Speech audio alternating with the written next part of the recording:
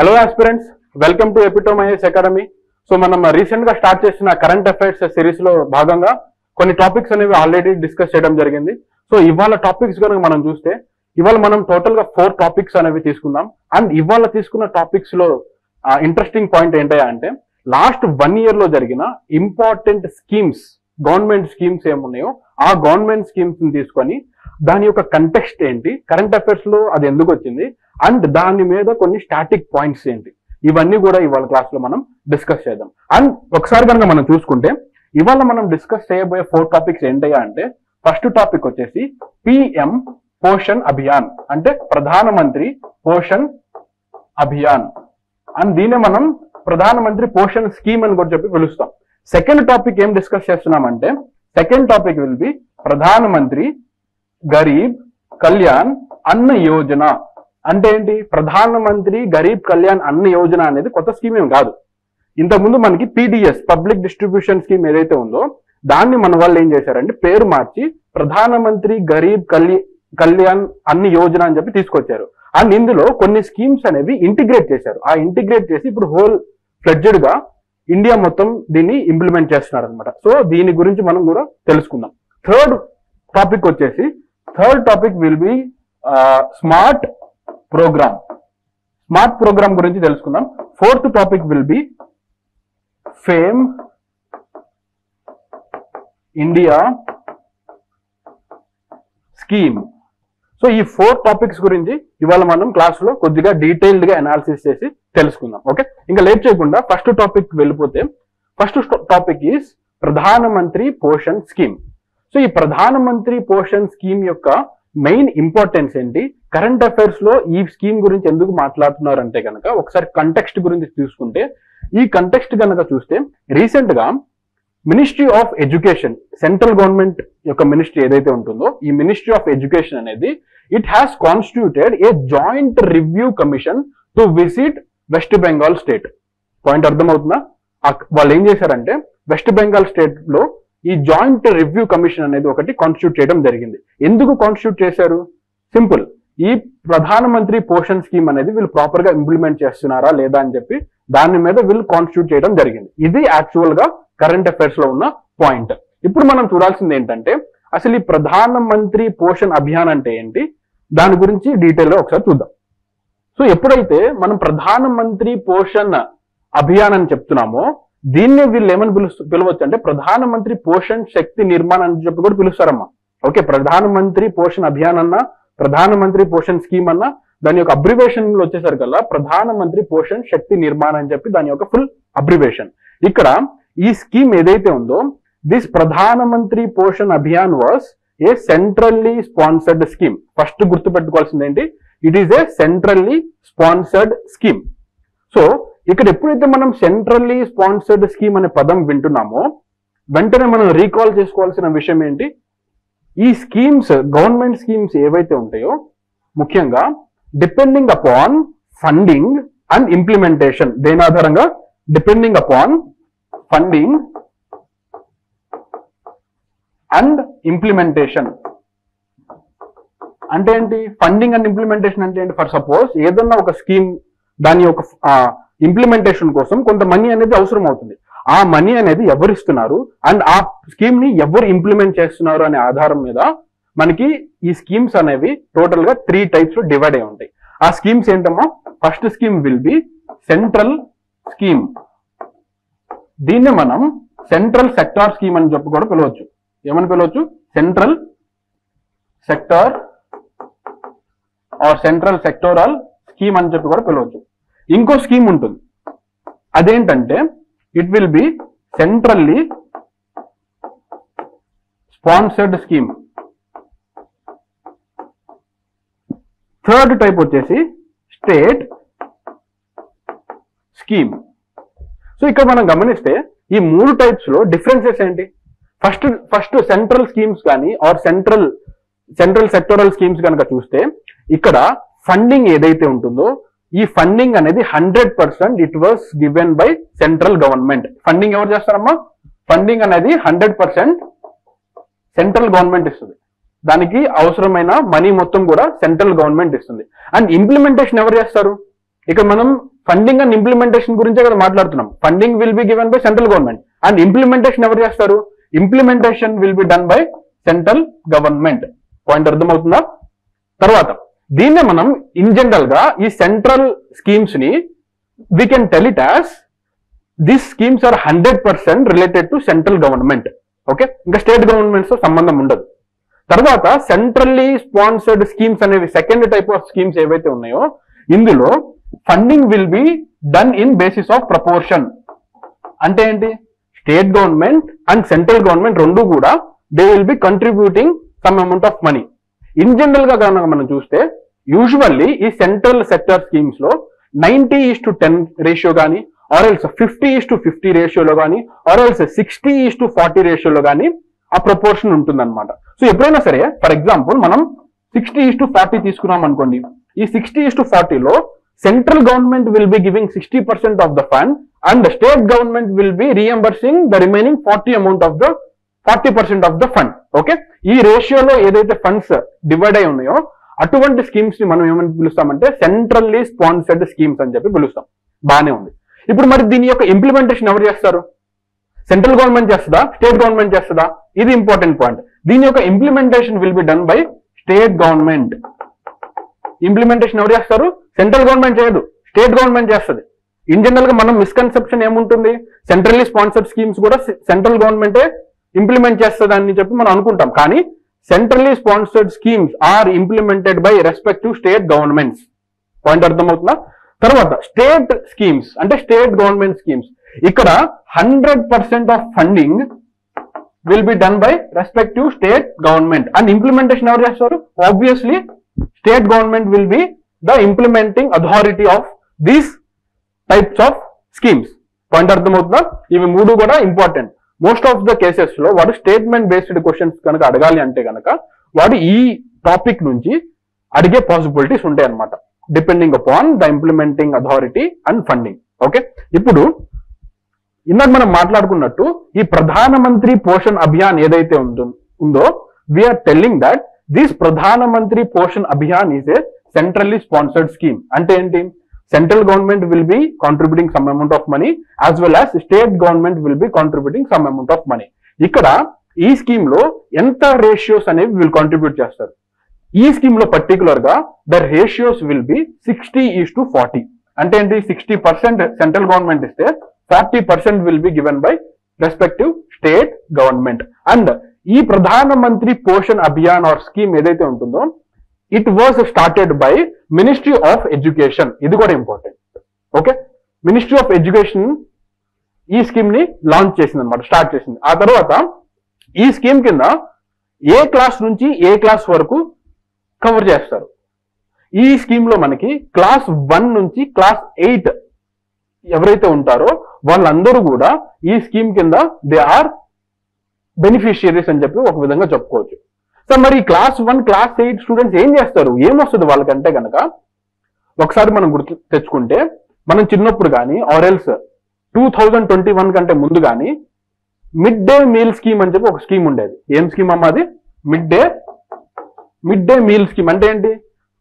Government schools లో are government చిన్న primary schools లో కానీ సెకండరీ స్కూల్స్ లో కానీ మధ్యాహ్నం పూట భోజనాలు పెట్టేవాళ్ళు. దాన్ని మనం ఏమని పిలుస్తాం? మిడ్ డే మీల్ స్కీమ్ అని చెప్పి పిలుస్తాం. మరి ప్రధానమంత్రి పోషణ్ అభియాన్ అంటే ఏంటి?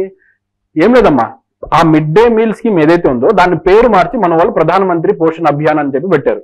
ఎప్పుడు పేరు మార్చారు? 2021 లో పేరు మార్చారు. 2021 లో పేరు మార్చి ఈ స్కీమ్ అనేది తీసుకురావడం జరిగింది. ఇది సెకండ్, పక్కన పెట్టండి. సో ఈ స్కీమ్ కింద సెంట్రల్లీ ఈ గవర్నమెంట్ అనేది క్లాస్ 1 నుంచి క్లాస్ 8 స్టూడెంట్స్ ఎవరైతే ఉంటారో వాళ్ళందరికీ కూడా మధ్యాహ్నం పూట భోజనం అనేది పెట్టడం జరుగుతుంది. అండ్ ఏ స్కూల్స్ లో పెడతారు? ప్రైవేట్ స్కూల్స్ లో కూడా పెడతారా? కాదు. ఈ mid day meal scheme are which is also known as Pradhanmantri Poshan scheme it was implemented in government and government aided schools. సరే, గవర్నమెంట్ స్కూల్స్ అంటే బాగానే ఉంది. మరి గవర్నమెంట్ ఎయిడెడ్ స్కూల్స్ అంటే ఏంటి? సో ఇక్కడ కొద్దిగా బేసిక్ డెఫినేషన్ మనం తెలుసుకోవాలి. గవర్నమెంట్ ఎయిడెడ్ స్కూల్స్ అంటే ఇన్ జనరల్ గా మనం మాట్లాడుకుంటే those schools are managed by private authorities. Point అర్థమవుతుందా? మేనేజ్మెంట్ ఎవరి చేతిలో ఉంటుంది? ప్రైవేట్ అథారిటీస్ లో ఉంటుంది. కానీ those schools were funded by government. Government అనేది ఫండింగ్ ఇస్తుంది. గవర్నమెంట్ అనేది ఎంతో కొంత ఇస్తుంది, 100% ఇస్తుంది. 100% అయితే కాదు, 50% ఇస్తుందా, 60% ఇస్తుందా, 40% ఇస్తుందా పక్కన పెట్టండి. కానీ majority of the funding will be done by government. Such schools were known as government aided schools. ఈ గవర్నమెంట్ ఎయిడెడ్ స్కూల్స్ యొక్క మేనేజ్మెంట్ ఎవరుంటారు? ప్రైవేట్ ప్లేయర్స్ ఉంటారు. ఓకే, అది గుర్తుపెట్టుకోండి, మేజర్ డిఫరెన్స్ అనమాట. ఆ తర్వాత ఇందాక మనం మాట్లాడుకున్నట్టు రేషియో ఎంత ఉంటుందమ్మా? 60:40 రేషియోలో ఉంటుంది. ఓకే, తర్వాత కనుక మనం చూస్తే ఈ స్కీమ్ ఏదైతే ఉందో they started continuing for next 5 years. అంటే ఏంటి? 2021-2022 ఇయర్ నుంచి 2025-2026 వరకు ఈ స్కీమ్ ని వీళ్ళు కంటిన్యూ చేయాలని చెప్పి డిసైడ్ అయ్యారనమాట. ఎప్పుడు? 2021లో. ఎందుకు? ఆ మిడ్ డే మీల్ స్కీమ్ పేరు మార్చి అప్పుడు దీన్ని ఇంకో నెక్స్ట్ 5 years వరకు కంటిన్యూ చేద్దామని చెప్పి వీళ్ళు చేయటం జరిగింది. అండ్ ఎక్కడ కంటిన్యూ చేయాలని చెప్పి వీళ్ళు డిసైడ్ అయ్యారు? Pre primary school are Bal Vatikas which are government and government aided primary schools అనమాట. ఓకే, ఆ తర్వాత nutritional norms.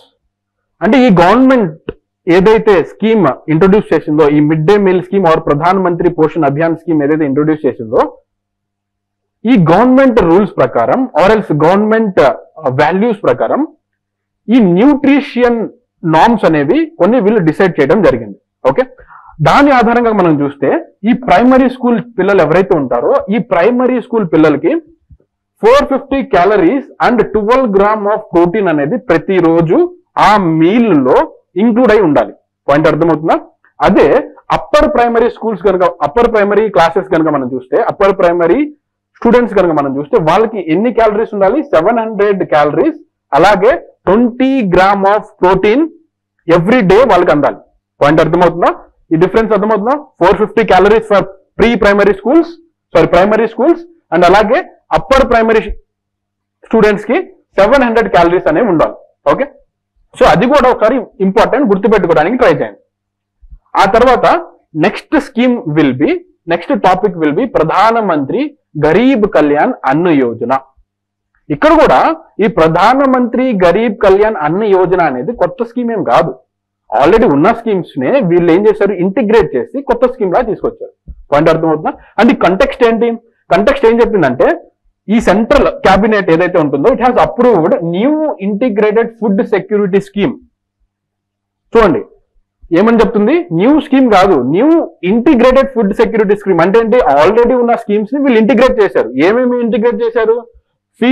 Free food grains to Antyodaya అన్న యోజన, AAY స్కీమ్ అని చెప్పి మనం మాట్లాడతాం. And primary house hold PHH beneficiaries ఎవరైతే ఉంటారో వీళ్ళ కోసం ఒక ఇంటిగ్రేటెడ్ స్కీమ్ అనేది తీసుకురావడం జరిగింది. దాన్ని మనం ప్రధాన మంత్రి గరీబ్ కళ్యాణ్ అన్న యోజన అని చెప్పి పిలుస్తాం. ఇది జనరల్ గా మనకి కోవిడ్ టైమ్స్ లో ఈ స్కీమ్ అనేది తీసుకురావడం జరిగింది. కోవిడ్ టైమ్స్ లో ఎవరైతే బిలో పావర్టీ లైన్ లో ఉంటారో వాళ్ళందరికీ కూడా 5 kgs రైస్ ఫ్రీగా ఇవ్వాలని చెప్పి వాళ్ళు అప్పుడు డిసైడ్ చేసి అప్పటి నుంచి ఇవ్వడం జరిగింది. ఓకే, ఇప్పుడు కరెంట్ అఫైర్స్ లో ఎందుకు ఉందంటే ఇప్పుడు ఈ స్కీమ్ ని నెక్స్ట్ కమింగ్ 5 years వరకు వీళ్ళు ఎక్స్టెండ్ చేశారు. పాయింట్ అర్థమవుతుందా? రైట్. తర్వాత ప్రధాన మంత్రి గరీబ్ కళ్యాణ్ అన్న యోజన గురించి ఒకసారి కనుక మనం చూసుకుంటే a new scheme has been named as Pradhan Mantri Garib Kalyan అన్న యోజన. ఇంతకుముందు మనం మాట్లాడుకున్నాం అన్న యోజన స్కీమ్ AAY అండ్ అలాగే ప్రైమరీ హౌస్ హోల్డ్ ఎవరైతే ఉంటారో వాళ్ళని ఇంటిగ్రేట్ చేసి కొత్త స్కీమ్ అనేది తీసుకురావడం జరిగింది. ఓకే, తర్వాత implementation of new scheme has started from 1st January 2023 benefiting more than 80 crores poor and poorest of the poor. అంటే ఏంటి? ఆల్రెడీ స్కీమ్ ఉంది కానీ 2023 January 1st నుంచి దీన్ని కంటిన్యూ చేయాలని చెప్పి వీళ్ళు డిసైడ్ చేశారు. ఎంతమందికి ఇవ్వాలని అనుకుంటున్నారు వీళ్ళు? 80 crore పూర్ పీపుల్ కి ఇవ్వాలని చెప్పి వీళ్ళు డిసైడ్ చేశారనమాట. తర్వాత ఎందుకు ఈ 80 crore పీపుల్ కి ఇవ్వాలని చెప్పి వీళ్ళు డిసైడ్ అయ్యారు అంటే వాళ్ళు చెప్తున్న రీజన్ ఏంటంటే for the welfare of beneficiaries and in order to maintain uniformity across states. అంటే ప్రతి స్టేట్ లో కూడా యూనిఫార్మిటీని తీసుకురావడం కోసం, అంటే ఏంటి? ప్రతి స్టేట్ లో ఉన్న పూర్స్ ని ఇక్కడ ఈక్వల్ గా ట్రీట్ చేయడం కోసం ఈ స్కీమ్ ని వీళ్ళు తీసుకొస్తున్నారని చెప్పి చెప్పారు. ఇక్కడ మనం గుర్తుపెట్టుకోవాల్సింది ఏంటంటే యూనిఫార్మిటీ ఎలా వస్తుంది? యూనిఫార్మిటీ ఎవరు ఇస్తారు? సెంట్రల్ గవర్నమెంట్ ఇస్తుందా? కాదు. ఇక్కడ యూనిఫార్మిటీ అనే టర్మ్ ఎందుకు వాడారు అంటే అసలు ఈ స్కీమ్ అనేది ఏ స్కీమ్ అమ్మా? సెంట్రల్, ఇది కూడా సెంట్రల్ సెక్టర్ స్కీమే, అంటే సెంట్రల్ స్పాన్సర్డ్ స్కీమే. కొంత amount will be given by state government and central government. So ఇక్కడ సెంట్రల్ గవర్నమెంట్ సైడ్ నుంచి యూనిఫార్మిటీ ఉండాలని చెప్పి వాళ్ళు ఈ స్కీమ్ ని తీసుకురావాలని చెప్పి డిసైడ్ అయ్యారనమాట. అంటే from central government point of view at least యూనిఫార్మిటీని వాళ్ళన్నా క్రియేట్ చేయాలని చెప్పి వాళ్ళు భావిస్తున్నారనమాట. ఓకే, స్టేట్ గవర్నమెంట్స్ ఇస్తున్నారు ఇవ్వట్లేదు పక్కన పెట్టారు, రైట్. తర్వాత కనుక మనం గమనిస్తే ఈ ఇంటిగ్రేటెడ్ స్కీమ్ యొక్క మెయిన్ ఎజెండా ఏంటంటే యాక్సెసిబిలిటీ, అఫోర్డబిలిటీ అండ్ అవైలబిలిటీ. ఇక్కడ 3 టర్మ్స్ ఏవైతే ఉన్నాయో, యాక్సెసిబిలిటీ, అఫోర్డబిలిటీ, అవైలబిలిటీ ఏవైతే ఉన్నాయో, ఈ accessibility, affordability, availability of what? Availability of food grains. ఈ ఫుడ్ గ్రెయిన్స్ ఏవైతే ఉన్నాయో ఇవన్నీ కూడా పూరెస్ట్ ఆఫ్ ద పూర్ కి ఈజీగా దొరకాలి అని చెప్పి మెయిన్ ఉద్దేశంతో ఈ స్కీమ్ ని తీసుకురావటం జరిగింది. పాయింట్ అర్థమవుతుందా? ఆ తర్వాత ఈ స్కీమ్ లో 2 సబ్సిడీ స్కీమ్స్ ఏవైతే ఉంటాయో ఇవి రెండింటిని సబ్జ్యూమ్ చేసి కొత్త స్కీమ్ ని వీళ్ళు పెట్టడం జరిగింది. ఇక్కడ వీళ్ళు ఏ సబ్సిడీని వీళ్ళు సబ్జ్యూమ్ చేశారంటే ఈ food subsidy to FCI, food corporation of India, food corporation of ఇండియాకి సబ్సిడీ ఏదైతే ఇస్తారో దాన్ని కూడా వీళ్ళు సబ్జ్యూమ్ చేశారు. దాంతో పాటు food subsidy for decentralised procurement states dealing with procurement, allocation and delivery of free food grains to states under national food security act. అంటే ఏంటి? ఇక్కడ మనం గుర్తుపెట్టుకోవాల్సింది ఏంటంటే ఈ స్కీమ్ ని సులభతరం చేయడం కోసం ఈ ఏవైతే సబ్సిడీస్ ఉన్నాయో ఫుడ్ కార్పొరేషన్ ఆఫ్ ఇండియాకి ఇచ్చే సబ్సిడీస్ ఏవైతే ఉంటాయో అది, అలాగే ఏదైతే స్టేట్ కనుక ఆ గ్రెయిన్స్ ని ప్రొక్యూర్ చేసుకుంటుందో, అంటే ఏంటి అన్ని స్టేట్స్ చేసుకుంటాయా? కాదు. ఫర్ ఎగ్జాంపుల్ మనకి ఆంధ్రాలో రైస్ ఎక్కువ ఉంటుంది, తెలంగాణలో రైస్ ఎక్కువ పండిస్తారు, ఆ తర్వాత వెస్ట్ బెంగాల్ కానీ బీహార్ లో కానీ ఎక్కువ పండిస్తుంటారు, అండ్ పంజాబ్ లో కూడా ఎక్కువ పండిస్తుంటారు. అంటే ఏంటి?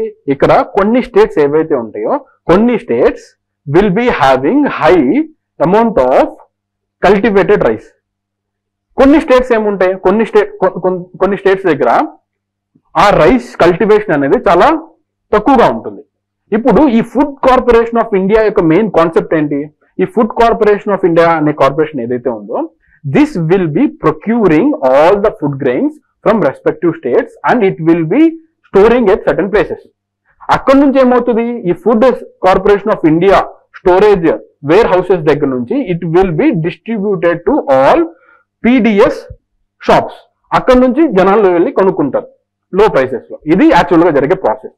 ఇక్కడ ఈ సబ్సిడీ అనేది ఫస్ట్ ఫుడ్ కార్పొరేషన్ ఆఫ్ ఇండియాకి ఆ ప్రొక్యూర్మెంట్ కోసం ఇస్తుంది, point number 1. Second subsidy government ఎవరికి ఇస్తుందంటే ఎవరి దగ్గర అయితే రైస్ కనుక ఎక్కువ ఉండి ఆర్ ప్రొక్యూర్మెంట్ చేసుకుంటున్నాయో ఆ స్టేట్ గవర్నమెంట్ మీద పడే బర్డెన్ ఏదైతే ఉంటుందో, ఆర్ఎల్స్ ఆ స్టోరేజ్ కోసం స్టేట్ గవర్నమెంట్ మీద ఎక్స్ట్రాగా పడే బర్డెన్ ఏదైతే ఉంటుందో ఆ బర్డెన్ కూడా సబ్సిడీస్ రూపంలో సెంట్రల్ గవర్నమెంట్ ఇస్తుంది అనమాట. పాయింట్ అర్థమవుతుందా? ఎప్పుడైతే ఆ 2 సబ్సిడీస్ అనేవి అటు ఫుడ్ కార్పొరేషన్ ఆఫ్ ఇండియాకి అలాగే ఇటువైపు ఆ గవర్నమెంట్స్ రెస్పెక్టివ్ స్టేట్ గవర్నమెంట్స్ కి ఇస్తుందో ఆటోమేటిక్ గా ఈ ప్రొక్యూర్మెంట్ ప్రాసెస్ అనేది కొద్దిగా ఈజీగా జరుగుతుంది. పాయింట్ అర్థమవుతుందా? సో అందుకని చెప్పి ఈ 2 సబ్సిడీస్ కూడా ఇంతకుముందు అయితే విడివిడిగా ఇచ్చేవాళ్ళు, కానీ ఈ ప్రోగ్రామ్ కింద 2 సబ్సిడీస్ ని కలిపి ఒకే స్కీమ్ లో వీళ్ళు ఇంప్లిమెంట్ చేయడం జరుగుతుంది. సో మన నెక్స్ట్ టాపిక్ వచ్చేసి it is related to smart programme for ayurvedic professionals. అంటే ఏంటి? ఈ స్మార్ట్ ప్రోగ్రామ్ ఏదైతే ఉందో it was related to AYUSH ministry. Okay, ఇక్కడ ఈ ఆయుష్ మినిస్ట్రీ అని చెప్పి మనం ఏదైతే మాట్లాడుతున్నామో ఈ ఆయుష్ కనుక మనం చూస్తే this AYUSH is cumulative of different types of medicines. ఏంటవి?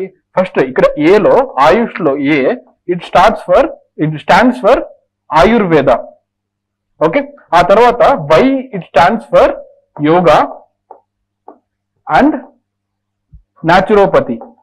ఆ తర్వాత U stands for Unani and S stands for Siddha medicine and H stands for homeopathy.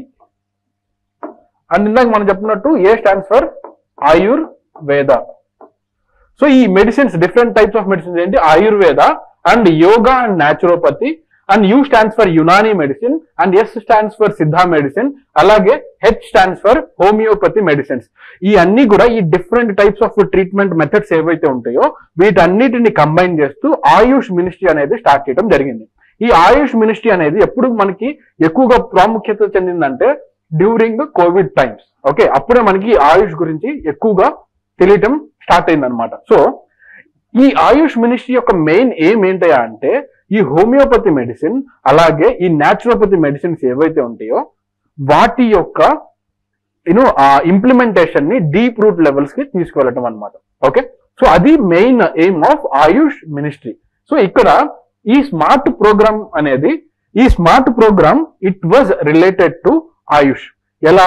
General గా ఈ స్మార్ట్ ప్రోగ్రామ్ యొక్క అబ్రివేషన్ కనుక మనం చూస్తే స్మార్ట్ లో yes stands for scope, M stands for main stream, A stands for Ayurveda, are stands for research అని చెప్పి మనం చెప్పుకోవచ్చు. ఓకే, ఈ అబ్రివేషన్ కనుక మనం చూస్తే scope for main streaming Ayurveda research in teaching professionals, ఇది స్మార్ట్ యొక్క మెయిన్ అబ్రివేషన్. ఓకే, సో ఈ స్మార్ట్ ప్రోగ్రామ్ లో వీళ్ళు ఏం చేస్తారంటే సింపుల్ గా మనం మాట్లాడుకోవాలంటే ఈ స్మార్ట్ ప్రోగ్రామ్ లో ఈ ఆయుర్వేద కానీ అంటే ఆయుష్ మినిస్ట్రీలో వస్తున్న అన్ని మెడిసిన్స్ యొక్క రీసెర్చ్ అండ్ డెవలప్మెంట్ చేయడం కోసం ఈ ప్రోగ్రామ్ ని పెట్టడం జరిగింది. ఇది ఒక స్టేట్మెంట్ లో చెప్పాలంటే. అండ్ ఈ రీసెర్చ్ అండ్ డెవలప్మెంట్ కూడా కొన్ని కోర్ హెల్త్ ఏరియాస్ లో చేయటం కోసం ఈ ప్రోగ్రామ్ ని ఆయుష్ మినిస్ట్రీ అనేది ఇంప్లిమెంట్ చేస్తుంది. ఓకే, పాయింట్ అర్థమైందా? రైట్. ఇక్కడ మనం గుర్తుపెట్టుకోవాల్సింది ఏంటంటే ఈ ప్రోగ్రామ్ యొక్క ఇంప్లిమెంటేషన్ అనేది ఎలా జరుగుతుంది? జనరల్ గా ఈ స్మార్ట్ ప్రోగ్రామ్ అనేది it was launched by 2 institutions. ఏంటవి? ఒకటి national commission for Indian system of medicine, అది ఒక institution. Second institution will be central council for research in Ayurveda medicine. ఈ 2 ఇన్స్టిట్యూషన్స్ కలిపి through ministry of AYUSH smart programme has been launched. Okay, ఇందాక మనం మాట్లాడుకున్నట్టు aim of this program is to boost scientific research in priority healthcare research areas through Ayurveda colleges and hospitals. తర్వాత ఈ programme యొక్క key highlights కనుక ఒకసారి మనం గమనిస్తే ఈ ప్రోగ్రామ్ లో ఇందాక మనం మాట్లాడుకున్నట్టు కొన్ని కీ ఏరియాస్ లో రీసెర్చ్ అండ్ డెవలప్మెంట్ చేస్తారని చెప్పి మనం మాట్లాడుకున్నాం. ఇక్కడ ఈ ఫోకస్ ఏరియాస్ ఏముంటాయి అంటే కొన్ని డిసీజెస్ ఏవైతే ఉన్నాయో దాని మీద వీళ్ళు రీసెర్చ్ చేయడం జరుగుతుంది. ఆ డిసీజెస్ ఏంటి? ఆస్ట్రియో ఆర్థరైటిస్, తర్వాత iron deficiency anaemia, chronic bronchitis, తర్వాత rheumatoid arthritis, obesity, diabetes mellitus, psoriasis, generalised anxiety disorder, non alcoholic fatty liver diseases. ఈ డిసీజెస్ ఏవైతే ఉన్నాయో ఈ డిసీజెస్ మీద ఈ ఆయుష్ మినిస్ట్రీలో వచ్చే మెడిసిన్స్ ఏవైతే ఉంటాయో అవి పని చేస్తాయా పని చేయవా దాని మీద రీసెర్చ్ అనేది వీళ్ళు చేయడం జరుగుతుంది. సో ఇన్ జనరల్ గా ఈ డిసీజెస్ అన్నిటికీ మనకి ఇంగ్లీష్ మెడిసిన్ అనేది మనకి దొరుకుతుంది. కానీ ఈ ఆయుష్ మెడిసిన్స్ కూడా అవైలబిలిటీలోకి తీసుకురావాలని చెప్పి రీసెర్చ్ అనేది వీళ్ళు స్టార్ట్ చేయడం జరిగింది. ఇక్కడ మెన్షన్ చేసిన కీ ఏరియాస్ లోనే ఈ రీసెర్చ్ అనేది జరుగుతుంది అనమాట. ఓకే, ఆ తర్వాత ఇందాక మనం 2 ఇన్స్టిట్యూషన్స్ గురించి మాట్లాడుకున్నాం. ఆ 2 ఇన్స్టిట్యూషన్స్ ఏంటి? National commission for Indian system of medicine. అసలు ఈ national commission for Indian system of medicine గనక చూసుకుంటే ఈ కమిషన్ ఎప్పుడు స్టార్ట్ అయింది? ఈ కమిషన్ అనేది ఇన్ జనరల్ గా national commission for Indian system of medicine act 2020 ద్వారా ఈ కమిషన్ అనేది స్టార్ట్ చేయడం జరిగింది. ఇక్కడ ఒకసారి గమనిస్తే కనుక this is a statutory body. Okay, ఈ national commission for Indian system of medicine అనేది it is an statutory body and it was formed under NCISM act of 2020. ఇక్కడ మనం గుర్తుపెట్టుకోవాల్సింది ఏంటంటే ఎలాగో మనం స్టాట్యూటరీ బాడీ అని చెప్తున్నాం కాబట్టి ఇన్ జనరల్ గా స్టాట్యూటరీ బాడీ అంటే ఏంటి? జనరల్ గా any body or else any commission which is formed through law of government. అంటే ఏంటి? సెంట్రల్ గవర్నమెంట్ లా వల్ల ఆర్ ఎల్స్ పార్లమెంట్ లో పాస్ చేసిన లా వల్ల ఏదైనా కమిషన్ కనుక ఫామ్ అయితే దాన్ని మనం స్టాట్యూటరీ కమిషన్ అని చెప్పి పిలుస్తాం. పాయింట్ అర్థమవుతుందా? రైట్.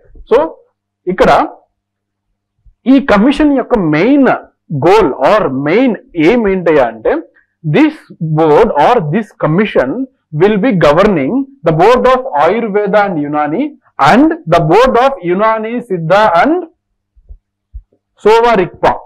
పాయింట్ అర్థమవుతుందా? ఇక్కడ ఈ బోర్డ్ ఏదైతే ఉందో this commission it will be governing the board of Ayurveda and Unani, అలాగే board of Unani, Siddha and Sowa Rigpa. Sowa Rigpa అనేది కూడా it is a type of medicine అనమాట. Okay, it is a type of method. తర్వాత it aims to provide medical education system that improves access to quality and affordable medical education, ensures availability of adequate and high quality medical professionals of Indian system of medicine in all parts of the country. అంటే ఏంటంటే simple గా మాట్లాడుకోవాలంటే ఒక statement లో ఈ commission ఏదైతే ఉంటుందో ఈ కమిషన్ యొక్క మెయిన్ ఉద్దేశం ఏంటి, మెయిన్ ఎయిమ్ ఏంటంటే అఫోర్డబుల్, తర్వాత యాక్సెసబుల్, ఆ తర్వాత అఫోర్డబుల్ యాక్సెసబుల్ ఈ మెడికల్ ఎడ్యుకేషన్ ఏదైతే ఉందో అది ప్రొవైడ్ చేస్తుంది అనమాట. దాంతో పాటు అన్ని పార్ట్స్ ఆఫ్ ఇండియాలో, అన్ని కార్నర్స్ ఆఫ్ ఇండియాలో quality medical teams are quality medical doctors ఎవరైతే ఉంటారో వాళ్ళని ఇది ఎన్ష్యూర్ చేస్తుంది. దాని యొక్క మెయిన్ ఎయిమ్ అనేది అది. ఆ తర్వాత central council for research in Ayurvedic sciences ఇదేదైతే ఉంటుందో this is an autonomous body of ministry of AYUSH. ఇందాక మనం మాట్లాడుకున్నది స్టాట్యుటరీ బాడీ, అండ్ ఈ CCRAS అనేది it is an autonomous body of ministry of AYUSH. And అలాగే it is an apex body in India for formulation, coordination, development and promotion of research and scientific lines in Ayurveda and Sowa Rigpa system of medicine. Point అర్థమవుతుందా? అంటే ఏంటి, more or less this is related to research in Ayurveda and Sowa Rigpa system of medicine. Point అర్థమవుతుందా? ఇందాక జరిగింది ఏంటంటే it is an governing body, ఇది it was related to research. తర్వాత FAME India scheme. ఈ ఫేమ్ ఇండియా స్కీమ్ కనుక మనం గమనిస్తే ఈ ఫేమ్ ఇండియా స్కీమ్ యొక్క మెయిన్ కంటెన్షన్ ఏంటి అంటే టు ప్రమోట్ ఈ వెహికల్స్, అంటే ఎలక్ట్రిక్ వెహికల్స్ ని ప్రమోట్ చేయటం. ప్రమోషన్ త్రూ ఇన్సెంటివైజింగ్ అన్న అవ్వచ్చు, or else promotion through promoting infrastructure facilities for recharging అన్న అవ్వచ్చు. ఎలా అయినా సరే ఇండియాలో ఈ ఎలక్ట్రిక్ వెహికల్ యొక్క యూసేజెస్ ని పెంచడం కోసం ఈ ఫేమ్ ఇండియా స్కీమ్ అనేది తీసుకురావడం జరిగింది. పాయింట్ అర్థమవుతుందా? రైట్. ఇక్కడ ఇందా నేను మాట్లాడుకున్నట్టు ఈ ఫేమ్ ఇండియా స్కీమ్ ఏదైతే ఉందో it is a part of national electric mobility mission plan.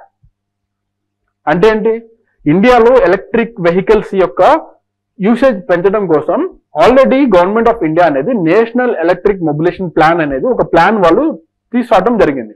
ఆ ప్లాన్ లో భాగంగా ఈ ఫేమ్ ఇండియా స్కీమ్ ని తీసుకురావడం జరిగింది. ఇప్పుడు ఈ ఫేమ్ ఇండియా స్కీమ్ అంటే ఏంటో చూద్దాం.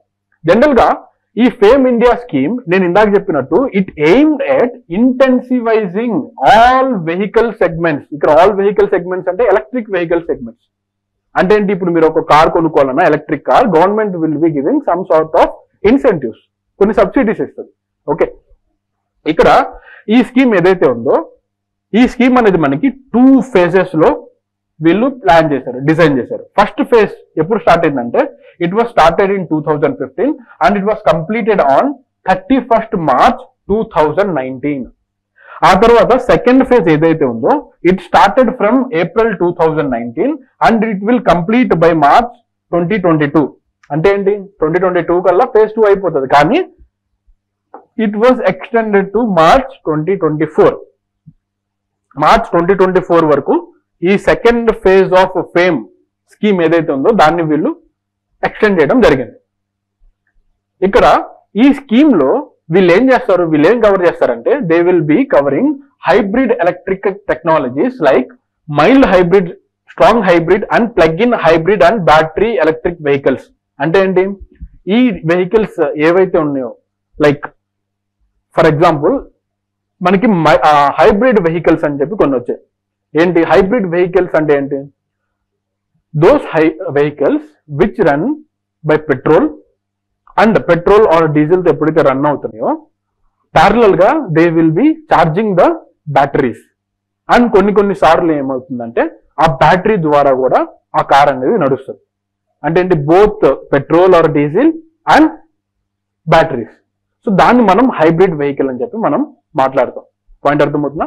సో ఈ సెమీ హైబ్రిడ్ కానీ ఆర్ఎల్స్ స్ట్రాంగ్ హైబ్రిడ్ కానీ ఆర్ఎల్స్ ప్లగ్ ఇన్ హైబ్రిడ్ కానీ ఆర్ఎల్స్ బ్యాటరీ వెహికల్స్ కానీ ఈ అన్ని వెహికల్స్ ని వీళ్ళు ఏం చేస్తారంటే this scheme will be covering. అంటే ఇన్సెంటివ్స్ అనేవి ఈ టైప్స్ ఆఫ్ వెహికల్స్ కి వస్తాయి అన్నమాట. తర్వాత మానిటరింగ్ అథారిటీ ఎవరు, ఈ స్కీమ్ యొక్క మానిటరింగ్ అథారిటీ ఎవరని చూస్తే department of heavy industries, the ministry of heavy industries and public enterprises. అంటే ఏంటి, ministry of heavy industries and public enterprises అనేది ఇంప్లిమెంటింగ్ మినిస్ట్రీ, అండ్ అందులో డిపార్ట్మెంట్ ఆఫ్ హెవీ ఇండస్ట్రీస్ అనేది that will be monitoring authority of this fame India scheme. అంటే ఏంటి, indirect గా ఈ department అనేది డిసైడ్ చేస్తుంది. తర్వాత ఈ ఫేమ్ ఇండియా స్కీమ్ యొక్క 4 major goals or 4 major areas ఏంటయ్యా అంటే, first one strong technology development. అంటే ఏంటి, ఎలక్ట్రిక్ వెహికల్ మనం ప్రమోట్ చేయాలంటే ఆర్ఎల్స్ మనం బిల్డ్ చేయాలంటే మనకి ఆ టెక్నాలజీ అనేది అవసరం అవుతుంది. సో ఈ స్కీమ్ లో first main aim will be focusing on technology development. Second aim ఏంటయ్యా అంటే డిమాండ్ క్రియేషన్. దేని యొక్క demand creation, demand creation of electric vehicles.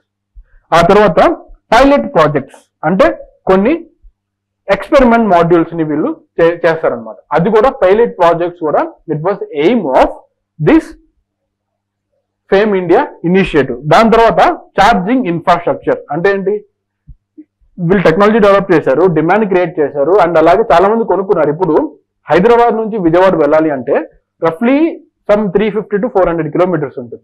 So petrol are diesel vehicles అనుకోండి, మధ్య మధ్యలో మనకి చాలా పెట్రోల్ స్టేషన్స్ కనిపిస్తాయి. వెళ్ళి ఫుల్ ట్యాంక్ చేసుకుంటే it goes up to some 200+ kilometres. మళ్ళీ మధ్యలో ఎక్కడో చోట పెట్రోల్ బంక్ ఉంటుంది. పెట్రోల్ బంక్ కి కొరత లేదు. కానీ ఈ ఎలక్ట్రికల్ ఛార్జింగ్ స్టేషన్స్ కి మాత్రం ఇప్పుడిప్పుడే స్టార్ట్ అవుతుంది కాబట్టి ఈ ఎలక్ట్రికల్ ఛార్జింగ్ స్టేషన్ ఇన్ఫ్రాస్ట్రక్చర్ అనేది అంతగా డెవలప్ అవ్వలేదు. బట్ మీరు హైదరాబాద్ నుంచి విజయవాడ వెళ్లే మధ్యలో మీకు సూర్యాపేట దగ్గర ఇటు నుంచి అటు వెళ్ళినా, అటు నుంచి ఇటు వస్తున్నా, అంటే హైదరాబాద్ నుంచి విజయవాడ వెళ్తున్నా ఆర్ విజయవాడ నుంచి హైదరాబాద్ వస్తున్నా, both sides of the road మీకు కొన్ని ప్రైవేట్ ఛార్జింగ్ స్టేషన్స్ అనేవి ఈ మధ్య కనిపించడం స్టార్ట్ అయ్యాయి. అంటే ఏంటి, మీరు కార్ లో వెళ్తూ ఉంటే మధ్యలో ఆ ఛార్జింగ్ స్టేషన్ దగ్గర ఛార్జింగ్ పెట్టుకొని అక్కడ కొద్దిగా రిలాక్స్ అయ్యి మళ్ళీ మీరు వెళ్ళిపోవచ్చు. ఓకే, ఎందుకంటే అక్కడ ఇన్ఫ్రాస్ట్రక్చర్ వీళ్ళు క్రియేట్ చేశారు. ఎందుకు, అక్కడ డిమాండ్ ఎక్కువ ఉంది కాబట్టి. పాయింట్ అర్థమవుతుందా? అలాగే కొన్ని ఎలక్ట్రికల్ బస్సెస్ కూడా హైదరాబాద్ నుంచి విజయవాడ వెళ్ళేవి మధ్యలో సూర్యాపేట దగ్గర ఆగి ఛార్జింగ్ పెట్టుకుని వెళ్తూ ఉంటాయి.